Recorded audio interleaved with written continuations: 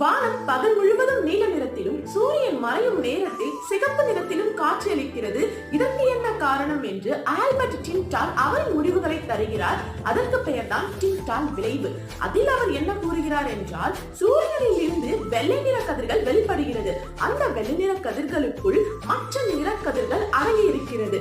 வளிமண்டலத்தில் உள்ள நீர் துளைகளின் வழியே இந்த கதிரானது ஊடுருவும் பொழுது நிறங்கள் சிதறடிக்கப்படுகிறது. அதில் மிகவும் அலைநீளம் குறைவான ஒரு நிறமான நீல நிறம் உடனடியாக சிதறடிக்கப்படுகிறது. அதனால்தான் வானம் நீல நிறத்தில் காட்சியளிக்கிறது. இதில் மிக நீண்ட தூரம் பயணிக்கக்கூடிய நிறங்களான ஆரஞ்சு மற்றும் சிகப்பு நிறமானது சூரியன் மிக தூரத்தில் செல்லும் பொழுது, அதாவது இரவு நேரம் நெருங்கும் பொழுது நீண்ட தூரம் பயணிக்கக்கூடிய சிகப்பு மற்றும் ஆரஞ்சு நிறங்கள் நம் கண்களுக்கு புலப்படுகிறது என்று டின்டால் அவரின் விளைவுகள் மூலமாக கூறுகிறார். இதனையே டின்டால் விளைவு என்று அழைக்கின்றோம்.